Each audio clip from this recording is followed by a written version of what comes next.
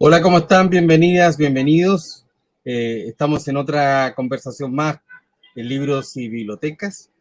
Hoy tenemos a un invitado que no sé si sorprendido, porque no es sorpresa que Carlos Tromben saque un libro, la verdad. Hola, Carlos, ¿cómo estás? Hola, ¿cómo estás, Waldo?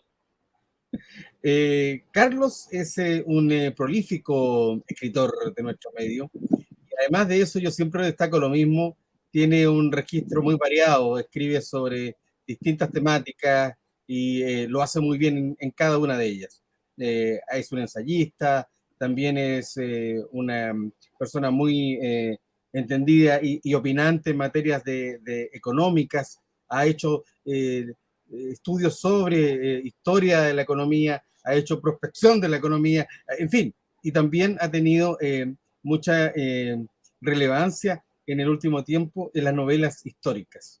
Yo he hablado con mucha gente sobre lo que has escrito y todas han quedado muy impresionadas, se acuerdan mucho de Huáscar, se acuerdan y tienen en la memoria también en la novela sobre Balmaceda, sus últimos días, también sobre la matanza de seguro, perdón, de la escuela de Santa María en Iquique. Y ahora llega Baquedano, ¿no? Y ay, siempre me pierdo yo aquí con esto. Y Baquedano es una novela histórica que empieza el 1 de septiembre de 1924 y que a partir de un relato coral con muchos personajes, todos confluyen en la misma acción, van pasando cosas muy vertiginosas en la historia de Chile en esos momentos y cada uno de ellos tiene un rol en ese sentido. Hay un pequeño con Baquedano, ¿no? Porque hay una confusión de que es una novela sobre o una biografía sobre Baquedano, pero abajo dice la República Militar. Y entonces uno entiende de qué se trata. Cuéntanos, Carlos, ¿cómo ha sido la experiencia de escribir esta novela en este periodo tan especial de la historia de Chile? Bueno, tal como tú dices, en el marco de escritura de una novela histórica de ahora es insoslayable la policrisis que vivimos como país hoy en día, ¿no? Y ese fue el marco para empezar a escribirla, ¿no? Un periodo que se comparase, que pudiese ser comparado con el actual en términos de las dimensiones de la crisis, ¿no? Económica, social, política, de representatividad, una crisis de modernización, podríamos llamar, ¿no? Lo que estamos viendo ahora hay un cambio de paradigma, hay nuevas tecnologías de la comunicación hace rato, ¿no? Pero que ahora están entrando a alterar muchas cosas que antes dábamos por sentadas. Y hacía un tiempo que yo tenía después de Santa María de Iquique, tenía la intención de escribir sobre la década de los años 20, porque siempre me apasionó. Los años 20 en su intensidad, en, su, en sus, los grupos sociales que intervinieron en distintos espacios para modernizar, modificar la manera en que se relacionaban los hombres con las mujeres, por ejemplo, los trabajadores con los empleadores, los militares con la sociedad civil. Y ahí apareció la crisis del ruido de sables, ¿no? Lo que se conoció después, más tarde, como el ruido de sables, la irrupción por primera vez de los militares en la política contingente en Chile. Los militares habían quedado fuera de la política durante la República Portaliana, ¿no?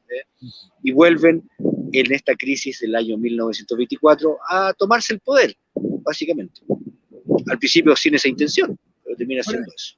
justamente te iba a hacer alusión a eso. Llama la atención que los personajes no están conscientes del proceso No. histórico en el que están envueltos y Mm, que mm, como que los supera.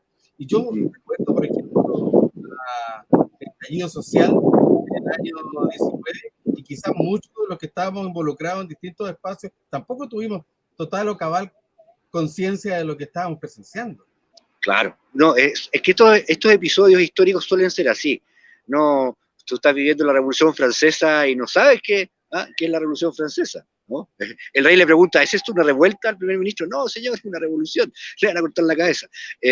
Entonces, claro, ahí vemos, por ejemplo, en la novela Alessandri no tiene idea de dónde está parado. Este león de Tarapacá, este hombre intuitivo, vehemente, vigoroso en política, no tiene la menor idea, ¿no? Nadie la tiene, ¿no? Entonces, eso quería que tú señalas, yo quería resaltarlo en la novela, esa tremenda desorientación que nos provoca la historia cuando se acelera. Mira, y se logra plenamente.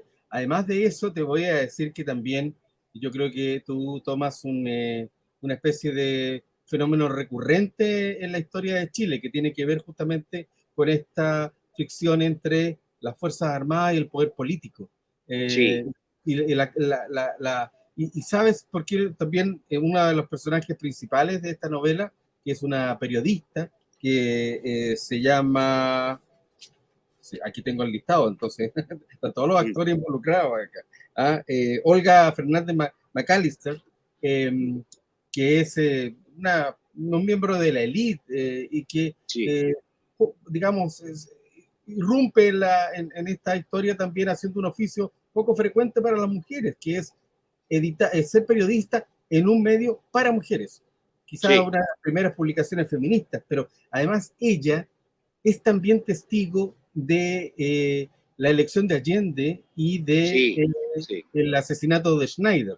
Entonces uno hace la vinculación, y tú la haces muy bien, y nos hace un guiño diciendo, oye, ojo con esto, porque es el mismo discurso, porque son distintos nombres, pero en el fondo es casi la misma intención. Claro, claro, el 1924 conversa con 1970, ¿no? Y son distintas formas de militarismo, ¿no? Lo que se vivió en la década del 20 al militarismo de la década del 70, de la dictadura de Augusto Pinochet, con matices, no eran exactamente iguales, pero tenían la misma autoconciencia de ser fuerzas salvadoras, salvar a la nación en momentos de zozobra en que los políticos no logran estabilizar el barco, conducir el Estado, ¿no es cierto? Fracasan los políticos en eso y llegan los militares como una fuerza de regeneración nacional. Entonces, por eso conversan también el manifiesto del 11 de septiembre del 24, conversa con el primer bando de la Junta Militar del 73. Yo quería enfatizar esos juegos de espejo entre dos temporalidades. No, es muy interesante porque al final lo que te demuestra es cómo son de sólidas las estructuras de nuestra historia. Y que uno tiene que estar muy consciente de que cualquier cambio que uno haga en una estructura tan sólida va a rechinar por algún lugar. Sí, y va a pasar eso. Entonces, ningún cambio va a ser objeto de algo que sea fácil, simple, expedito, donde todos estén de acuerdo y terminen abrazados. Lo absoluto. Claro, exactamente. La idea de un gradualismo, buena onda, es ingenua, la verdad. Las estructuras del Estado son pesadas, son duras, están hechas de códigos, de decretos, ¿no es cierto?, de estructuras administrativas, ¿no?, que a su vez tienen su propia lógica, se retroalimentan a sí mismas, se expanden, crean realidad, modifican el paisaje. Entonces, claro, modificar eso es tremendamente difícil en el sentido de las repercusiones, ¿no? Y eso a veces sorprende que los políticos tengan esa ilusión de poder hacer reformas sin costo. Oye, Carlos, mira, hay un montón de interesantes personajes en esta novela. Tú recoges, por ejemplo, no el rol, porque no hubo un rol decisivo, pero sí cómo la pasaron también la gente del mundo de la cultura, en particular los poetas. Habla de Pablo de Roca, de Pablo Neruda, de cómo ellos pudieron haber visto este proceso que les pasaba por el lado también. Sí, está la emergencia de los poetas, ¿no?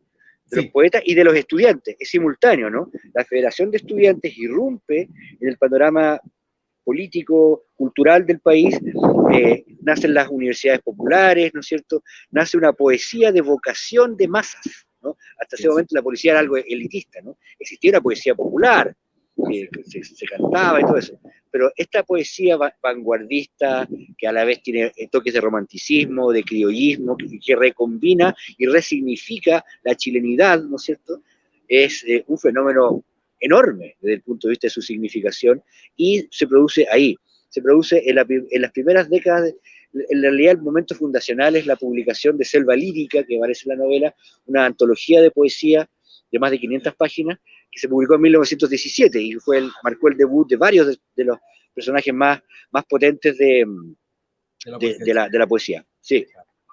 Claro. Oye, y claro, y sorprende cómo haces vivir a estos personajes. Sí. También de alguna manera, recoges también toda esa historia que hay en torno a su rivalidad y su confrontación, que es más que meras discusiones, digamos. No, claro, las querellas de poetas eran a combo. O sea. Efectivamente. Oye, Carlos, justamente es imposible no preguntarte esto. Lo que conversábamos recién, esto de que el 70 conversa con el 24. Hay como una mirada un tanto cíclica también de lo que pasa, ¿no? Cómo las cosas vuelven a pasar, o parece que pasa. Parece, claro. ¿No te parece a ti una mirada un poco frustrante, o más bien algo que a no hacer nada, al revés, porque esto es irremediable? Bueno, sí, pues, yo creo que las personas, los seres humanos, frente a esa dinámica de cambio y retroceso, oscilamos, ¿no? No estamos siempre con el mismo estado de ánimo. Tenemos momentos de optimismo, esperanza y voluntad, ganas de hacer cosas, de jugarnos con ideas, convicciones, sueños, ¿no? Y momentos de desesperanza y nihilismo. Después que vemos que esos sueños no llegan a consolidarse, se frustran las esperanzas, ¿no es cierto? Y caemos, ¿no es cierto?, recurrentemente en la desesperanza. Eso es normal. Es el signo de la humanidad, ¿no? Y en ese sentido, creo que ahora estamos pasando por un periodo de esa naturaleza, después del proceso frustrado, proceso constituyente. Pero mi postura personal, que yo también paso por esos momentos, es que finalmente siempre volvemos, ¿no? Y nunca nos vamos del todo. Las personas que buscamos nuevos horizontes, que impugnamos el orden vigente, o por lo menos señalamos sus falencias, ¿no?, sus contradicciones, ¿no? Mostramos cuando el rey anda desnudo. Otra cosa es que le podamos cambiar la corona o cambiar de rey. Eso son palabras mayores, ¿no? Bueno, en ese sentido, también es muy relevante este personaje que te decía yo, que es Olga, ¿cuánto es? Sí, Fernández McAllister, sí. Sí, porque también ella tiene conciencia de este tiempo que va y se repite. Sí, el eterno retorno, ¿no? Ella está contando, recordando el 24 cuando ya es una mujer mayor, recuerda su juventud como periodista, como feminista, y reconoce algunos patrones que se reproducen y se hace preguntas, ¿no? Se hace preguntas si esto volverá bajo el formato de la tragedia o el formato de la comedia, ¿no? Y el 24 tiene bastante de comedia, pues, tiene bastante tiene un efecto payasesco a ratos, ¿no? De comedia de equivocaciones, ¿no? Mientras que los años 70 terminaron en una tragedia. Claro. Entonces, por ese lado yo tengo confianza en que ahora sea más cómico que trágico de lo que estamos viviendo, o por lo menos que sea un drama en tono menor, ¿no? Claro, y no sea una tragedia. Es verdad. Carlos, ¿cuánto tiempo te tomó investigar? ¿Dónde acudiste a buscar información? Mira, fundamentalmente yo recurro a la Biblioteca Nacional de Chile, a Memoria Chilena, que es el sitio web donde está el depositorio más importante de documentos históricos y literarios de Chile, y uno de los más importantes de América Latina en términos de profundidad y velocidad y calidad de acceso. Son todos parámetros muy relevantes que tiene Memoria Chilena. Biblioteca personal, mi padre siempre es un gran proveedor de libros raros de historia de Chile. En la investigación fue por etapas, fue una primera investigación de que fue en la época del estallido, sin ir más lejos, por ahí entre noviembre y diciembre de 2019 hasta enero del 2020.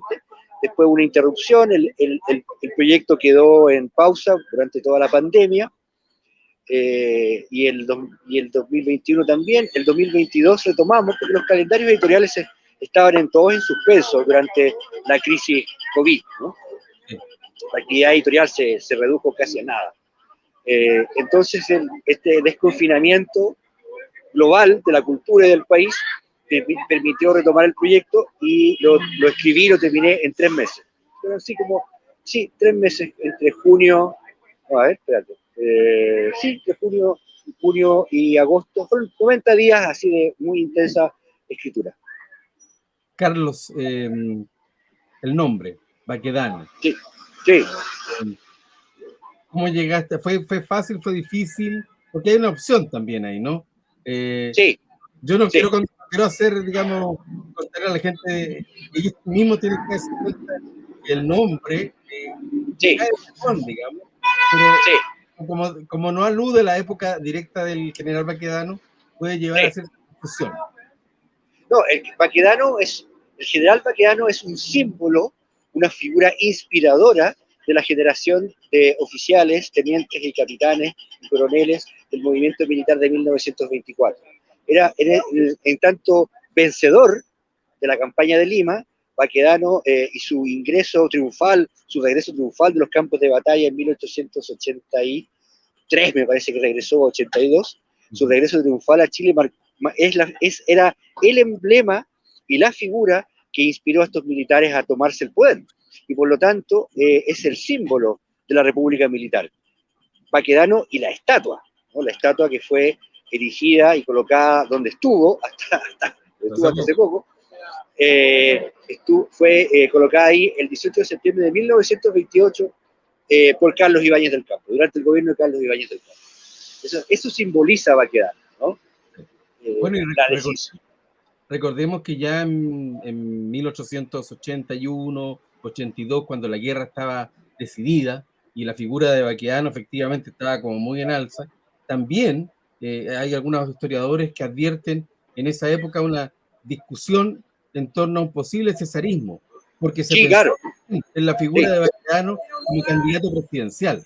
Entonces, absolutamente. Y el mundo civil se defendió de eso, pero no fue un personaje, digamos, Baquedano, que haya estado totalmente ausente de las arenas políticas o de la discusión. No, para nada, pues si fue presidente provisional.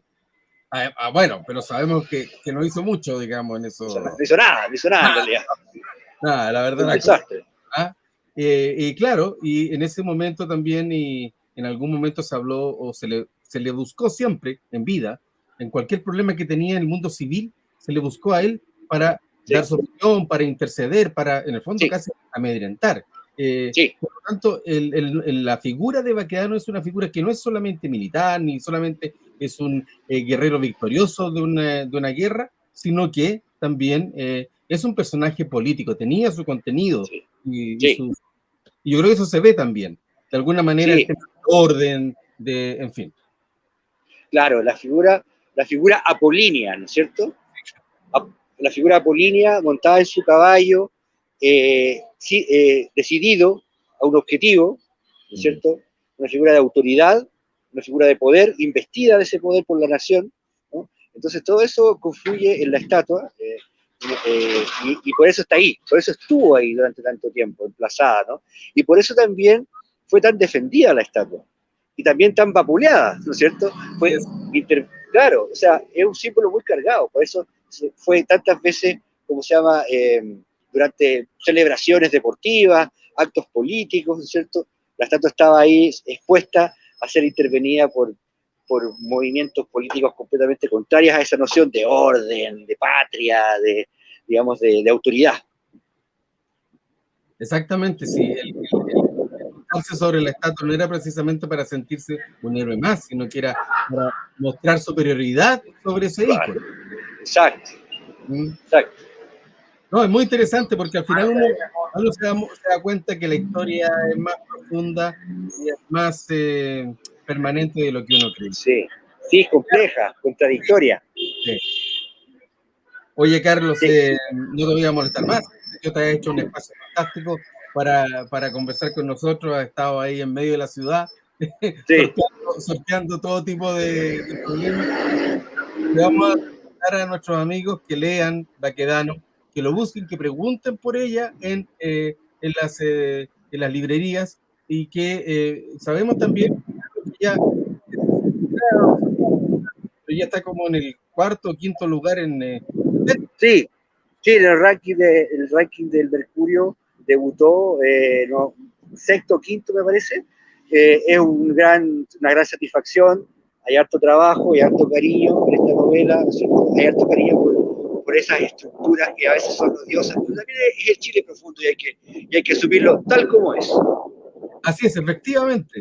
La mejor manera a veces de avanzar es Exacto. eh, oye, Carlos, bueno, vamos a insistir. La Colombia Baquedano, la República Mexicana.